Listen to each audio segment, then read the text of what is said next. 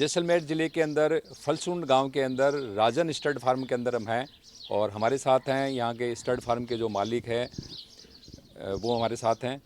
लाखन सिंह जी, आपका ये जो स्टड फार्म है तो कितने घोड़े हैं अभी आपके पास, जानवर मेरे कितने? पास में ये 6-7 जानवर हैं और आसपास में हमारे पास मारवाड़ी मेरे पास में ही है।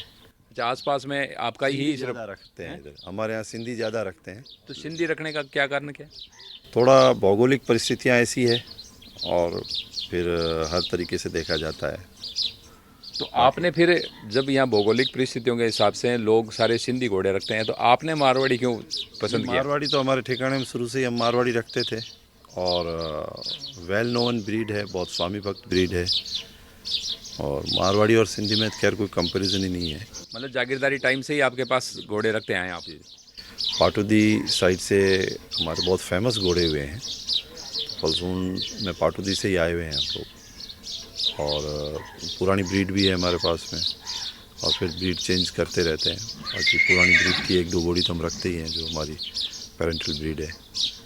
अभी आपके पास जैसे ये जो घोड़े हैं तो इनके अंदर किस लाइन के, फेमस लाइन के आपके पास किस किस लाइन के हैं? मेरे पास में अभी हैं जिसमें काला कांटा लाइन के हैं। हाँ। क्योंकि ये जो बछेरा है और बछेरी ये तो मेरे पास आलमगीर के हैं और मेरे पास में रूबन स्टार लाइन के भी हैं, प्रभात लाइन के भी हैं। 3-4 लाइन के आपके पास अलग अलग लाइन के ये घोड़े हैं। तो अब जैसे यहाँ पे ब्रीडिंग के लिए आप किस पे निर्भर रहते हैं ज़्यादा? ब्रीडिंग के लिए तो मेयर तो हमारे पास रहती है। स्टैलियन के लिए हमें बाहर जाना पड़ता है। तो फेमस स्टैलियन है इधर जालोर साइड में भी है। पहले सवाई बना के पास से भी मैंने मेरे पास में उनके रणसी गांव वाले सवाई बना, उनके पास में बहुत वेल नोन स्टैलियन रहे हैं, अभी भी हैं उनके पास अच्छे स्टैलियन हैं। सप्ताह के मेरे पास में एक बछेरी और बछेरा हुआ। नहीं तो आपने कहा कि हम गुजरात जाते हैं, तो गुजरात क्यों, राजस्थान में भी तो बहुत सारे स्टड फार्म हैं। राजस्थान में भी है। फिर इंटर ब्रीड क्रॉस ब्रीडिंग नहीं हो जाए, इन ब्रीडिंग अच्छा जैसे अच्छा। होता है तो फिर वो गुजरात में भी स्टैलियन तो राजस्थान से ही गए हुए हैं। जब वो घोड़ा गुजरात चला जाता है तो फिर गुजरात चला जाना पड़ता है उसके पीछे। अभी जैसे पंजाब में गुजरात में स्टैलियन जो गए तो सब राजस्थान से हैं।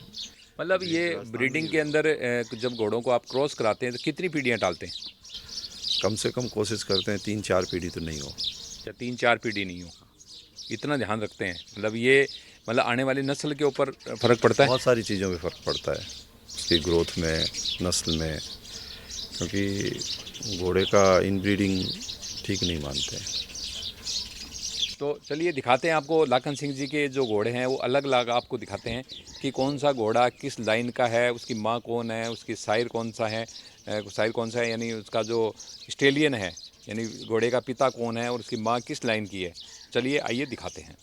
मेरे पास में मारवाड़ी ब्रीड है, ये आलमगीर की है। माँ इसकी देवली से हैं और 62 हाइट है।